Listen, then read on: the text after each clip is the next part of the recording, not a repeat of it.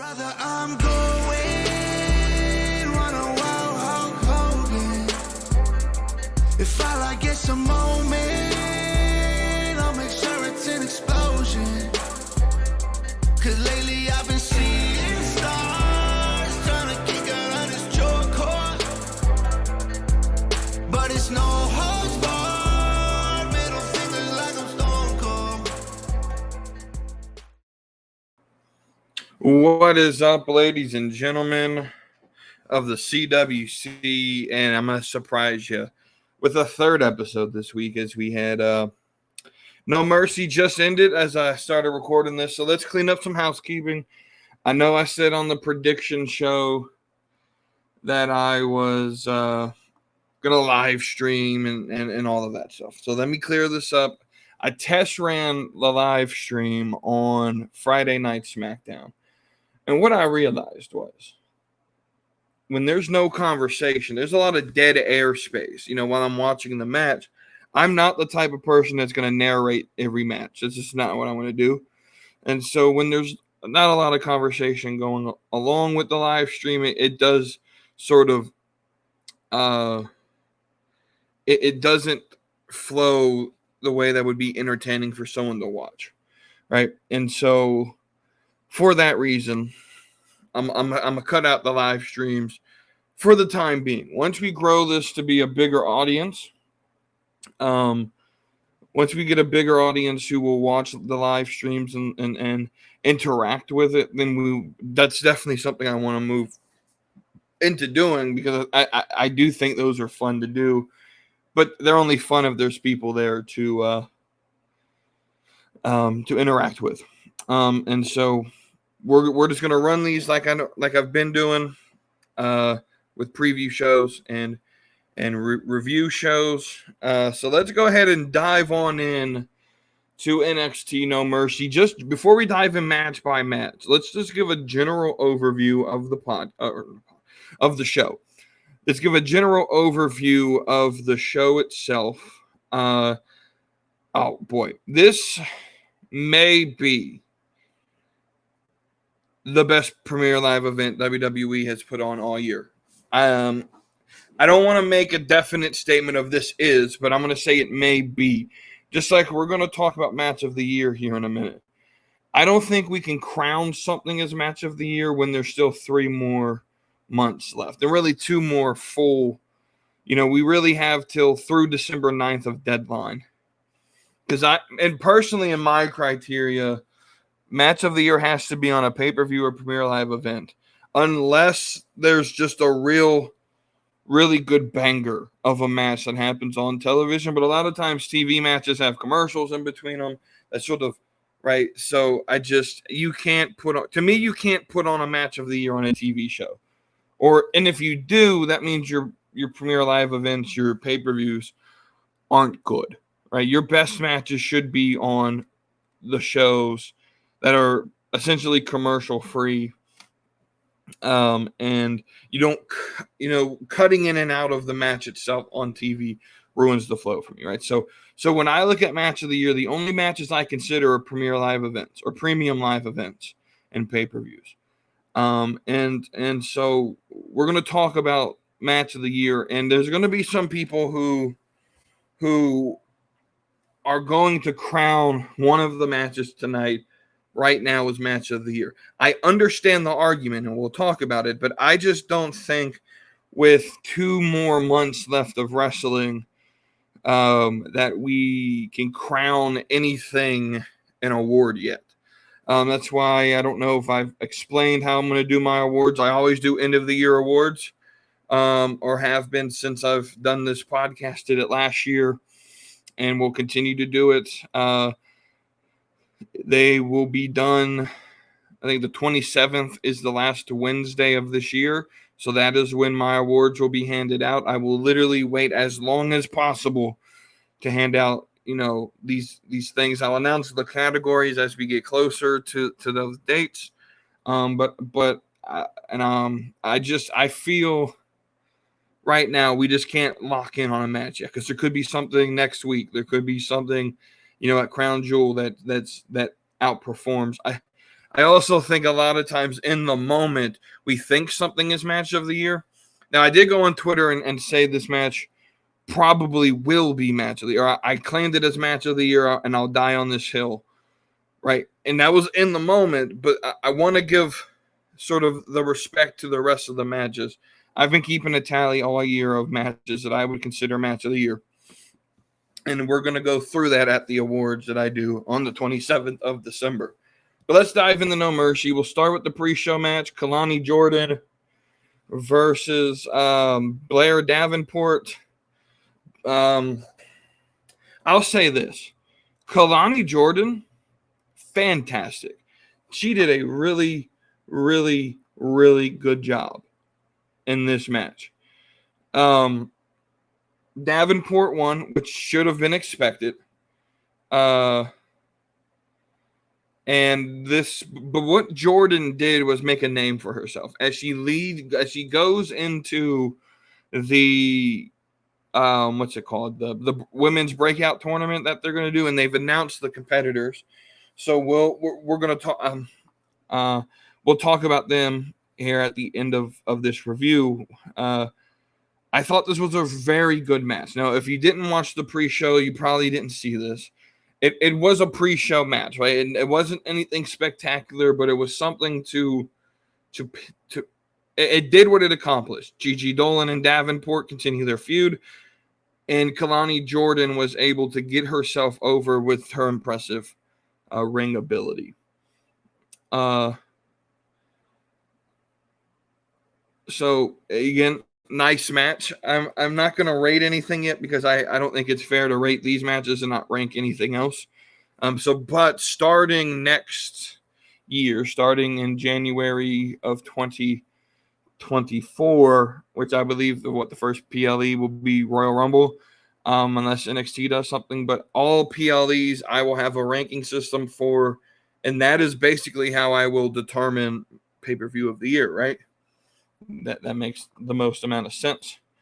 Well, let's go on to sort of like the main card. We start with Braun Breaker and Baron Corbin, which was surprisingly super one-sided, right? Braun Breaker controlled this match, showed basically how much of a badass he is. And then at the end of it, Baron Corbin was still able to pick up the win. So when I do these reviews, I don't try to break down move by move, and this could have been, no, I'm not doing that. I try to look at it from a storyline perspective, because if you remember my prediction, I said, oh, well, Corbin's here to get over Breaker as a heel. I think he did that. I did not expect Corbin to win this match. But what this did was Breaker was able to get over in this heel character, but you still continued the story between Von Wagner and Braun Breaker. Right? And so because you have the interaction with Mr. Stone, right, the distraction from him, the focus is still on Von Wagner, right? So these three, I think ultimately where this goes is a triple threat match where Von Wagner, I think, picks up the win. Because I think the ultimate goal of this is to get Von Wagner over. Breaker's over, right? When he gets to the main roster, wherever he's going, he's over, right? People like him. He's got that talent, right? But you're getting over Von Wagner in this feud, right? I think that's what they're doing. And so this was, from a storyline perspective, I thought they did a pretty decent job with the start of this match. It was raw, it was aggressive, and it was what I was expecting out of this match. I actually didn't expect this match to start the show, because a lot of times your show starter is your fast pace. I actually thought Noam Dar versus Butch would have been the show starter, because that would have been the more fast paced match in my opinion. All right, so we move on to the North American Championship match: Dominic Mysterio versus Trick Williams with special referee Dragon Lee. And when I did my prediction, I told y'all I felt that the bigger story here was Dom versus Dragon Lee, and that for that reason alone, Trick Williams was going to win the title. Trick Williams did end up winning the title. I think it was the best decision. I think he may be the most over on the roster right now. He has at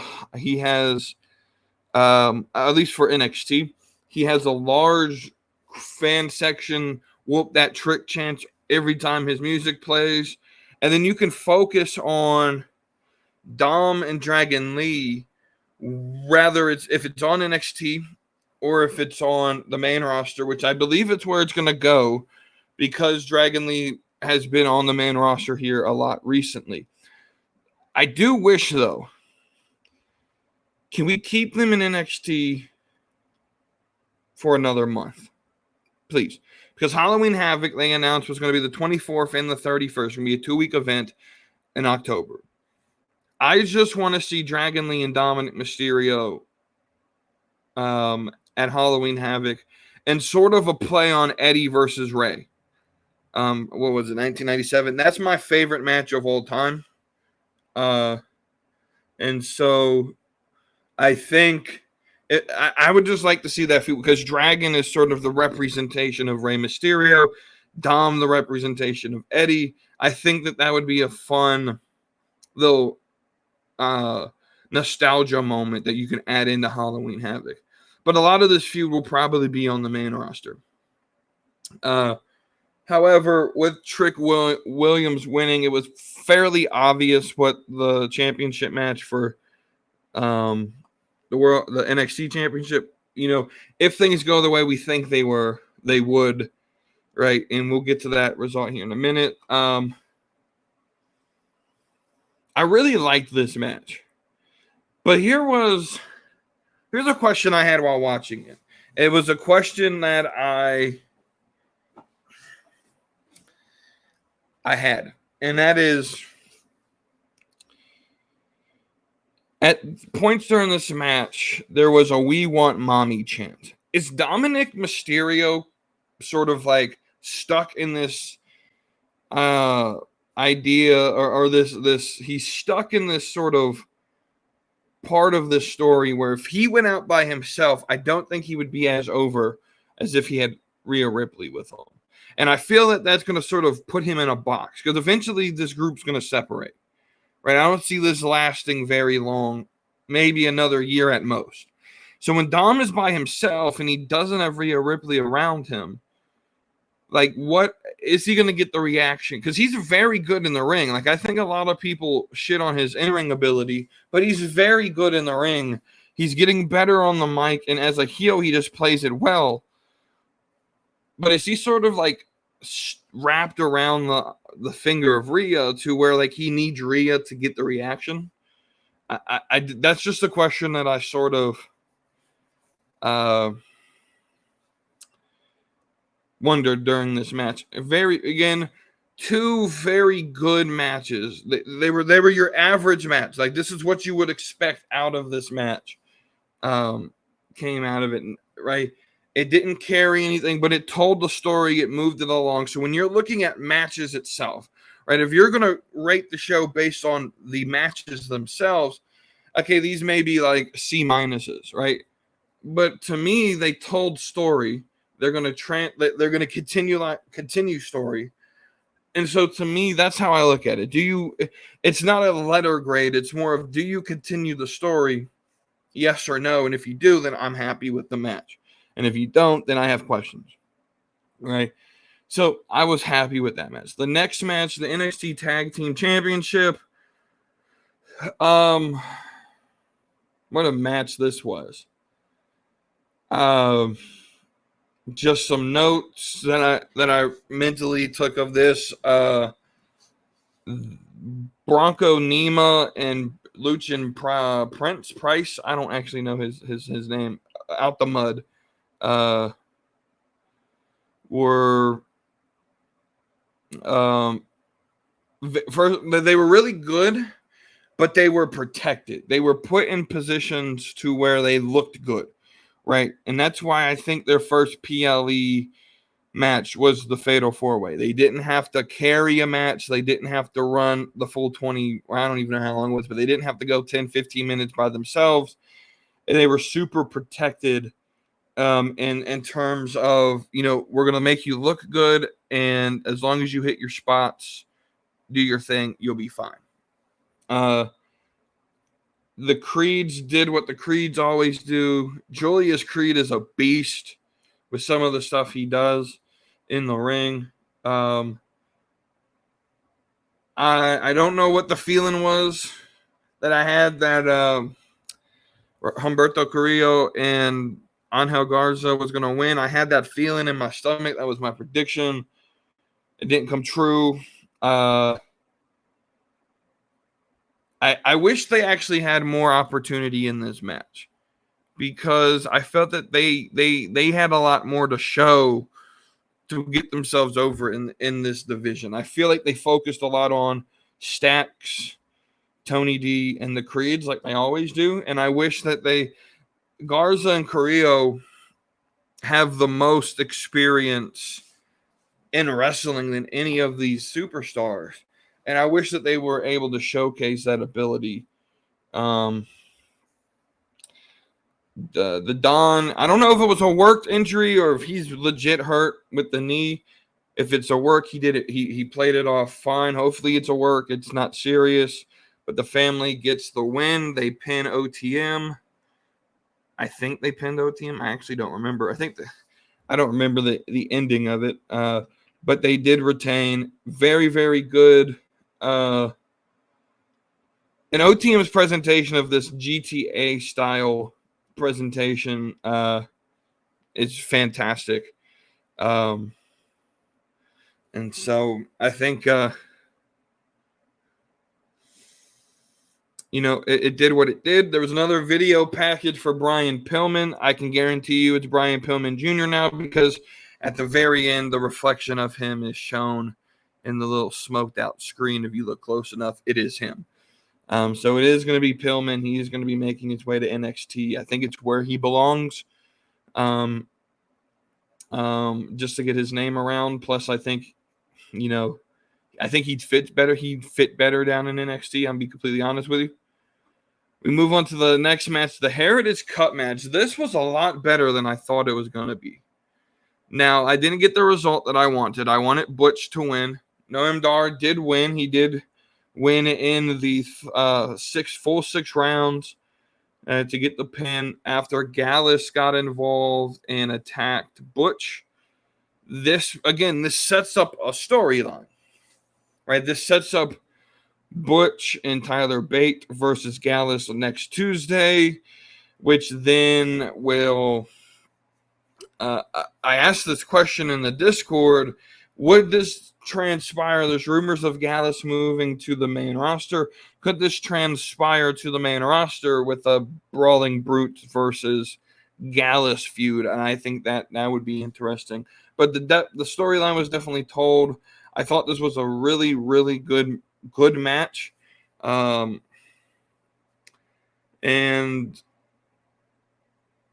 I think this may have been the best Heritage Cup match to date. I think it went, a lot of them were just quick pins and around. I don't think, to my knowledge, any of them had gone 6 rounds. A lot of them ended in like 4 or 5. It was always like someone got a pin in round 1, maybe no decision in round 2, a pin. The other person got a pin in round 3, and then the winner won in round 4. That's how most of them went, or some variation of that. And so to go the full 6 rounds and to watch Noam Dar sort of play with the bell rings, rounds over, he hits the elbow, right? And so, like, this was a very, very, very good match. It made Butch look good. And I think it made Noam Dar look good and strong. And then overall, again, very good match to lead into. So as you see, is the momentum sort of growing, right? You start with two pretty decent, if you were to grade them, probably like C plus matches. Then you go into the tag match and the Heritage Cup match, as probably B minus, B, maybe B plus matches. And then you get into these last two matches of the card. Ilya Dragunov versus Carmelo Hayes. This is the match I think everyone's going to say is match of the year. And I think we might have a little bit of recency bias since it was in the moment. But this was so much better, in my opinion, than their first match. I wasn't a big fan of their first match.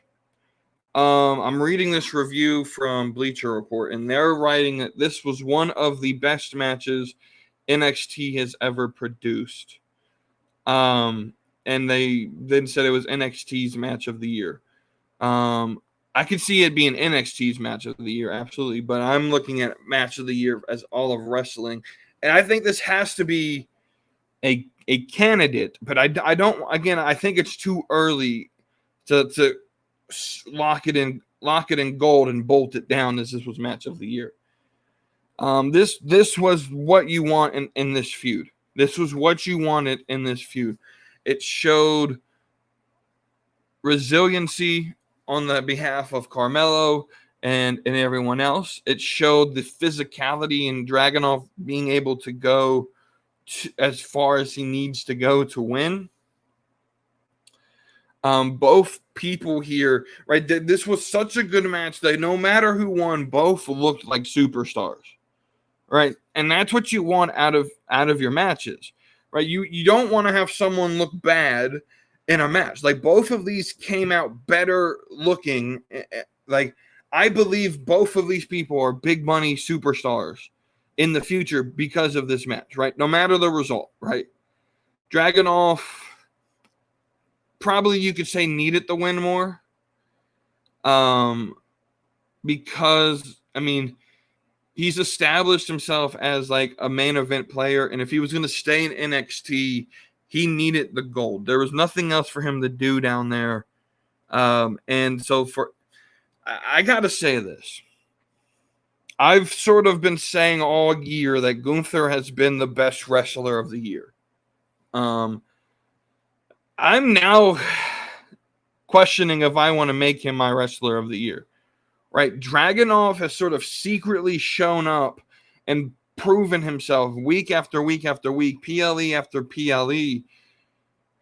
And he may be my new favorite. Like, when I say favorite, like, I have guys that I cheer for Dragon. I happily cheer for Dragunov. He's unique. He's aggressive. He's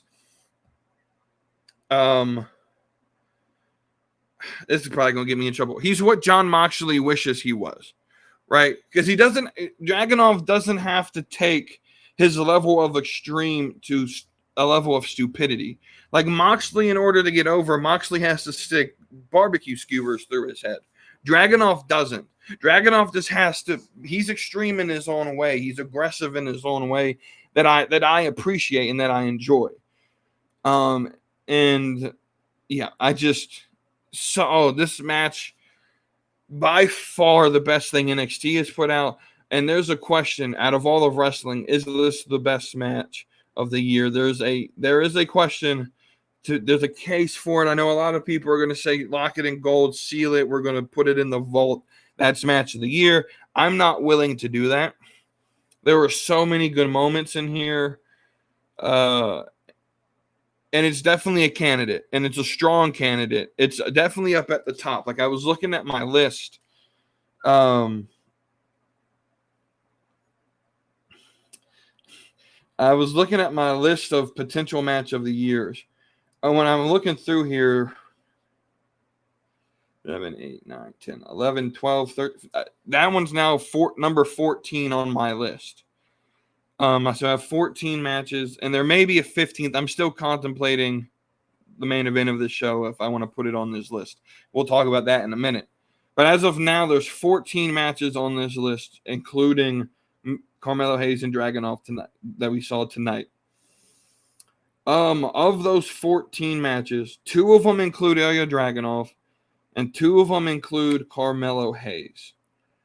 I think. Let me double check before I say this. I mean, you're in some good company because I don't put a lot of people on here twice. There's not a lot of people who have 2 matches on this list, at least on my list. Roman Reigns has 2 anymore. Yeah, Reigns has 2 matches. Carmelo Hayes has 2 matches. Damian Priest has 2 matches.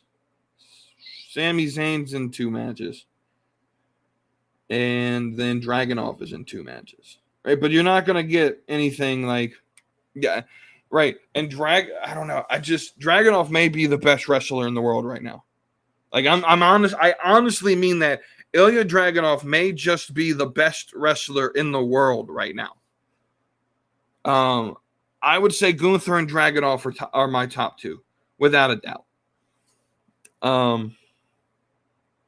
Yeah, what a match that was. And then we get to this Extreme Rules match, main event, Becky Lynch, Tiffany Stratton.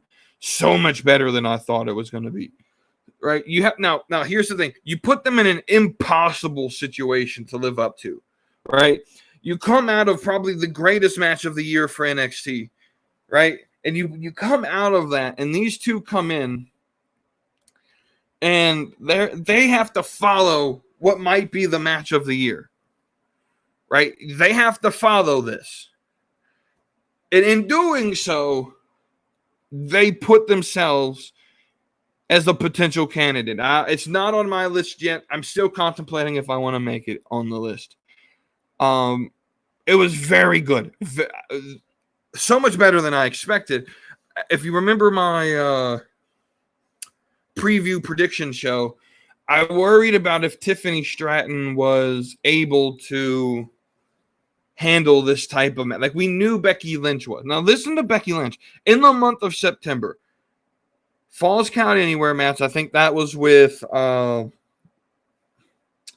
Stark. We had the cage match against Trish, which was, I'm going to be honest with you, is on my match of the year list.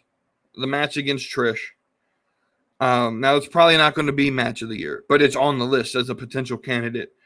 And then now you just have, she's been in 3 gimmick matches in this month alone. Becky Lynch, I put this in the Discord. This run, this last month, but especially this NXT run, has made me so much more interested in Becky Lynch. I'm sold on Becky Lynch again. Like, I'm even to the point of Becky Lynch may be the best wrestler to ever be, like, women's wrestler ever for WWE. Like, better than Charlotte. Like, Charlotte's going to have all the awards. But in terms of consistency and in-ring ability and just week to week doing 100% to give to the fans, Becky Lynch has to be up there in the conversation for best women's wrestler of all time. Right? Charlotte's going to have all the awards and all the accolades, and that's fine. But Becky Lynch, man, she's up there. She's up there for sure. She gets a little boring. Her gimmick get a little boring, but what she's doing now on NXT, in Bex T, when she could sort of lean into that, like, I'm the man, right? Instead of, I don't know, playing this, like, when she came back from having birth and maternity leave, like, when she came back, she just, I don't know, she didn't hit right with me. If she can play this, like, I'm hungrier than you, and I'm going to go out and give 110% of myself in every match because I'm the man. I'm the standard of the women's division. She's the best thing in the women's division. Like, she's top 5 active women's wrestler right now, and got to be in the top 3 women's wrestlers of all time. Name 3 more wrestlers. Like, she's definitely top 3. her and Charlotte are two of the top three, and the third one, I'd probably would put as Trish Stratus, just because what she meant for the women's division during the time of the Divas. But name three people better than Becky Lynch all time. You can't. You cannot. You cannot tell me three more people better than Becky Lynch of all time. And she's definitely top 5 active currently. And she may be the top active women's wrestler at the moment. This match delivered, right? It was going to be hard to follow the match that came before it. But they put on, and Vic Joseph said at the end of the show, right, as they ended the show, I've never seen two matches, end in a standing ovation back to back, right? It's hard to do that. It's hard to have two matches back to back get a standing ovation. And they did their thing there. This was so good. Tiffany Stratton looked like a fucking superstar. Becky Lynch looked, the only thing that sort of I laughed at was the barbed wire bat, because that was some of the fakest barbed wire. I'm so used to like AEW barbed wire, because they use the real shit that when you get hit with it, it cuts you and you bleed. And Tiffany didn't bleed afterwards. There was a mark there. The Barbies were funny. Becky hit Tiffy on the ass with the Barbie, and it left like an actual like fucking bruise. Like she hit the fuck out of her with it. Which was funny to me. Yeah, but what a match this was. The last two matches were fantastic. Some people are going to say it carried. I don't think it carried the card. I'm going to say this. This could potentially be PLE of the year. Potentially. Right? There's no way Fastlane lives up to this. There's no way. And I say that and it's going to live up to it, right? And then we have Halloween Havoc, which isn't really a PLE. Those are TV specials. But so we then have we have Fastlane, we have Crown Jewel, we have Survivor Series, and we have Deadline. That's all we got left for WWE on the year. Are any of those four shows going to live up to what we saw tonight? I don't think they do. I just don't. This may be the best premium live event we saw all year long. I think